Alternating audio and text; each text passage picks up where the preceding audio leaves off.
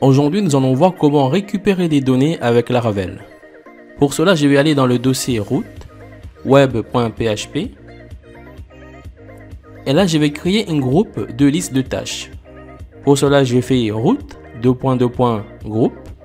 Je mets en premier paramètre un tableau vide et en deuxième paramètre, j'ouvre la fonction anonyme. Et à l'intérieur, je vais créer un groupe de type get. Je mets juste task au pluriel et j'ouvre une fonction anonyme et là je mets juste un return de view de task et maintenant je vais créer la vue. Je les mets dans le dossier task au pluriel / task.blad.php et je vais ouvrir une structure HTML5 et en titre je mets juste liste de tâches. Et là, j'aimerais bien faire une liste de tâches. Là, par exemple, je vais déclarer la variable task au pluriel. J'ouvre les crochets. Je mets faire mes devoirs, faire les courses, sortir le chien et faire à manger. Et là, on n'oublie pas de transférer la variable. Je mets compart de task. Et dans le fichier task.blad.php, je vais faire un for each.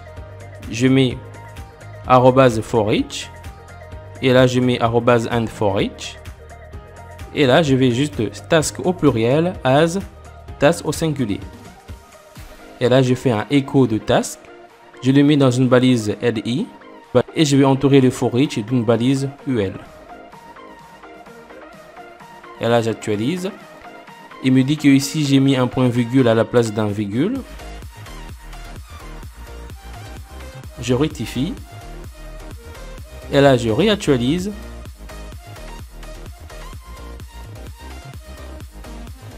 voilà, là on voit bien notre liste de tâches.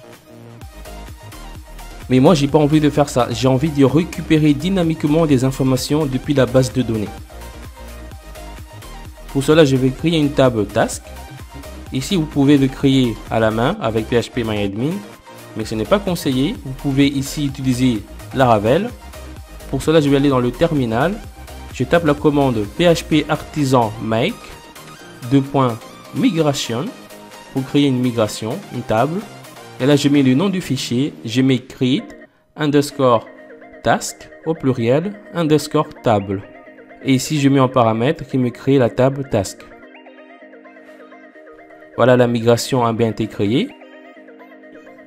Pour retrouver la migration, je vais aller dans le dossier database, migration, et là on voit en dernier, la migration a bien été créée. Ici on voit qu'il y a la table task. Alors là je vais créer des colonnes. Pour cela je vais mettre $table, j'utilise la méthode string, et comme nom de colonne je mets name, et je vais également créer une autre colonne de type test, et je mets comme nom body. Alors ici, il y a cette fonction qui permet de supprimer vos tables et de les remettre à 0. On va voir ensemble comment l'utiliser.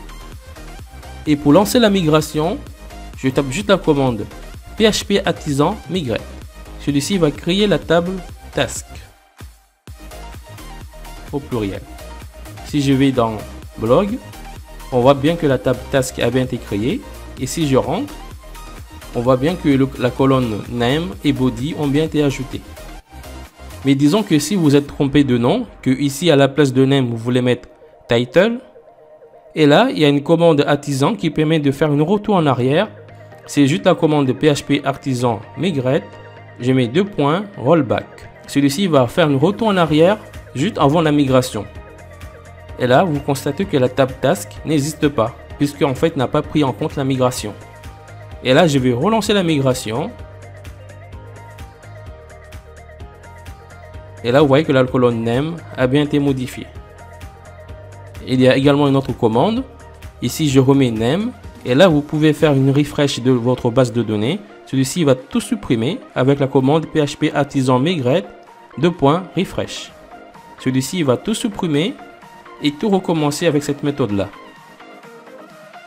Et s'ils actualisent, vous voyez que name a bien été mis à jour. Ou sinon, il y a une commande que j'utilise souvent en développement. C'est la commande PHP artisan fresh, tout simplement. Celui-ci va tout simplement vider votre base de données. Mais ça ne pas faire quand vous êtes en production. Alors là, maintenant, je vais insérer des données. Pour cela, je vais utiliser de lorem ipsum. Je tape sur Google lorem ipsum. Je prends le premier lien. Et là, je vais dans insérer. Voilà. Je copie le titre, je mets dans name. Et le corps, je le mets dans body. Et là, je mets des fausses dates.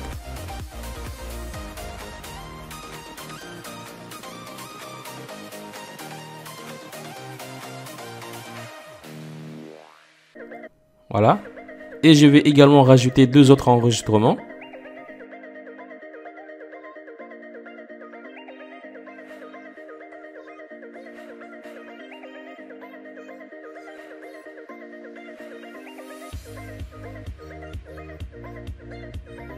Et là, je clique juste sur exécuter. Bien. Là, maintenant, nous avons 4 enregistrements.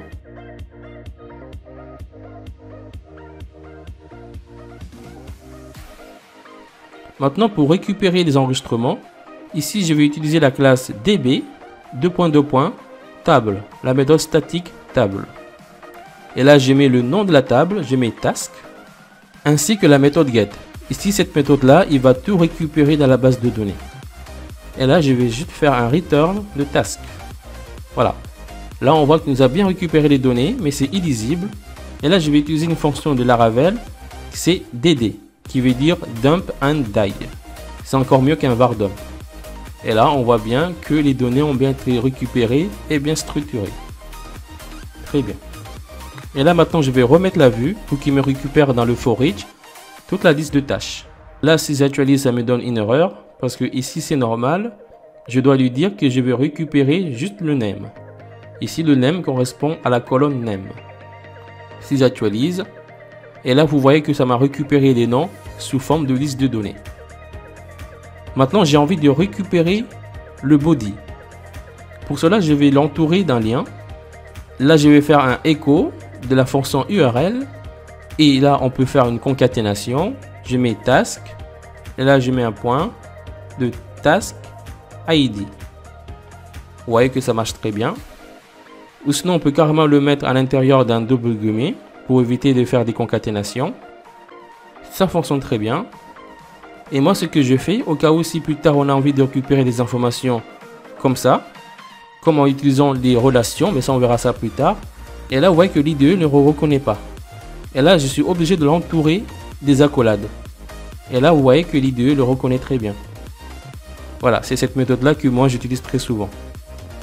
Et là, si je clique sur le lien, j'ai une page d'erreur. C'est normal parce que la route n'existe pas.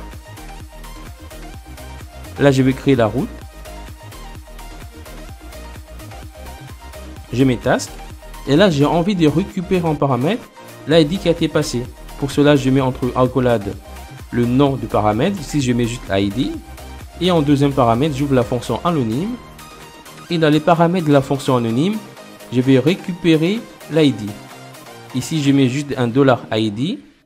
Ici, l'ID a été stocké dans cette variable. Et là, je vais stocker dans la variable $task. Je mets db, table, task, au pluriel.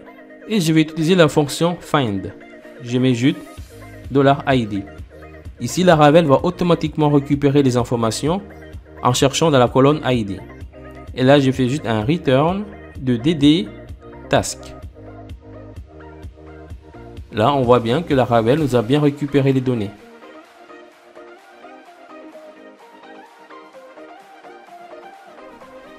Et si vous avez envie de filtrer les données, ici à la place d'utiliser un find, vous pouvez utiliser la méthode where. En premier paramètre, il prend le nom de la colonne qu'on veut regarder. Ici, c'est ID. Et en deuxième paramètre, je mets juste $ID. Si j'actualise, il me donne une erreur. Alors, ici, c'est normal. Ici, c'est pas IS, c'est ID.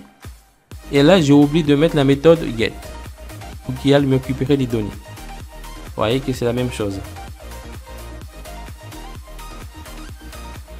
Maintenant, je vais créer une vue pour récupérer les résultats. Pour cela, j'ouvre la fonction view.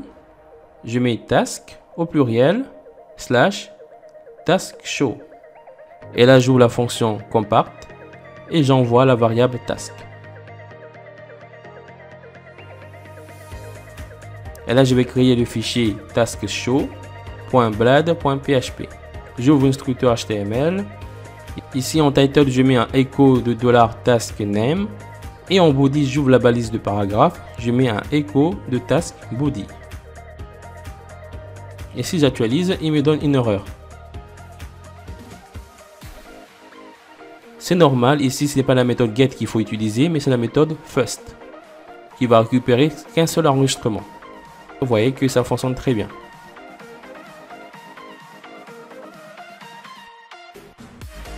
Alors, il y a une autre manière qui est plus facile de récupérer les données avec les tables. Ici, à la place de mettre à chaque fois db, table, ainsi que le nom de la table, je vais utiliser pour cela des modèles. Un modèle, il va représenter une table de la base de données. Pour cela, je vais taper la commande php artisan make modèle. Et là, je mets le nom du modèle, je mets task en majuscule. Et si vous allez dans le dossier app, vous voyez que le modèle task a bien été créé. Mais ici, vous pouvez constater qu'il y a aussi le modèle user. Ici, ce modèle task va représenter la base de données task au pluriel. Et là, vous avez le modèle user qui a déjà été créé par Laravel, qui représente la table users au pluriel. Alors, il faut bien respecter ces conventions. Ici, les modèles sont en majuscule et en singulier, mais les tables sont en minuscule et au pluriel. Et ici, je vais remplacer ce code-là par le modèle task. Et là, je mets /app /task.